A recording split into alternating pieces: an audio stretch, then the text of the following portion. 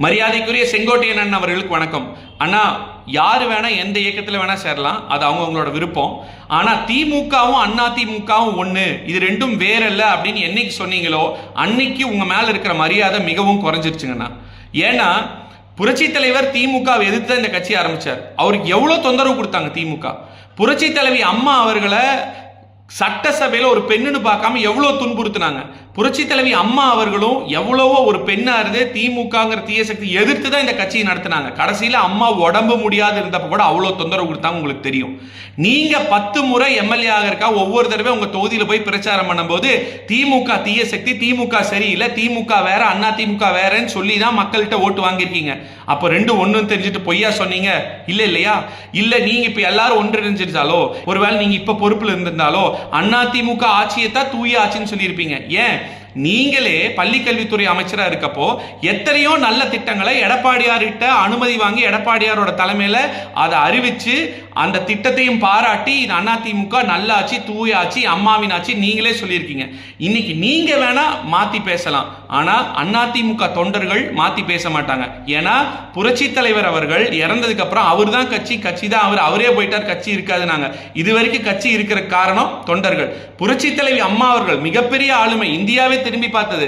அவங்க இறந்ததுக்கு அப்புறம் அவங்க தான் கட்சி தான் அவங்க போயிட்டாங்கன்னா கட்சி இருக்காதுன்னு சொன்னாங்க. ஆனா இன்னைக்கு வரை கட்சி இருக்குன்னா அதுக்கு காரணம் தொண்டர்கள்.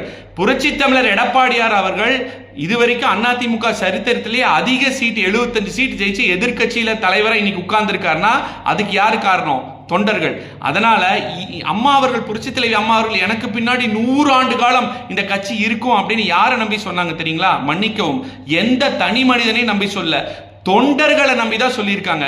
ஏன்னா நாமக்கல்ல செல்வ கணபதி அண்ணன் திமுக தூக்குனாங்க, அங்க ஜெயிக்க முடிஞ்சதா? இல்ல. இன்னைக்கு நம்ம தான் அண்ணா திமுக தான் ஜெயிச்சிட்டு இருக்கோம். இதே சேடப்பட்டி முத்தையா அண்ணன் மதுரையில இருந்து தூக்குனாங்க, அதுக்கப்புறம் மதுரையில் நம்ம ஜெயிச்சுட்டு தான் இருக்கோம்.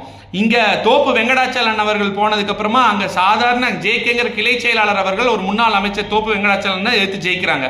டிடிவி தினகரன் அவர்கள் அவர் போய் தனி கட்சி ஆரம்பிச்சு அவ்வளோ பிரஸ் மீட் கொடுத்து ஒரு பிம்பத்தை உருவாக்கினப்போ கடம்பூர் ராஜன் அவர்கள் ஜெயிச்சார். எதுக்காக சொல்றேன்னா, தொண்டர்கள் தான் சும்மா கையெடுத்து கும்பிட்டு எம்எல்ஏ போறங்காட்டிக்கு ஓட்டு விழுகிறது இல்லை. தொண்டர்கள் தான் ஒவ்வொரு வீடா போய் பூத் ஏஜென்ட் தொண்டர்கள், அடிமட்ட தொண்டர்கள் தான் ஒவ்வொரு வீடுக்கா போய் இது எங்க கேண்டிடேட், ரெட்டலைக்கு ஓட்டு போடுங்க, நாங்க இந்த நல்லதெல்லாம் செஞ்சிருக்கிறோம், திமுக இந்த கெட்டதெல்லாம் செஞ்சிருக்கு அப்படிங்கிற சொல்லியிருக்காங்க. நீங்க வேணா சொல்லலாம் திமுக ஒண்ணு அதிமுக ஒண்ணுன்னு, ரெண்டு ஒண்ணு அல்ல. திமுக குடும்ப கட்சி, அதிமுக ஜனநாயக கட்சி. திமுக அடுத்த 30 வருஷம் ஆனாலும் அவங்க குடும்பத்தில் இருக்கவங்க தான் ஆட்சி பண்ணணும். ஆனா அதிமுக அடுத்த 30 வருஷம் கழிச்சு யாரு வேணா இங்க இருக்கிறவங்க முதலமைச்சராக ஆக முடியும். அதிமுக திட்டங்கள் எல்லாத்துக்கும் மக்களுக்காக இருக்கும். திமுக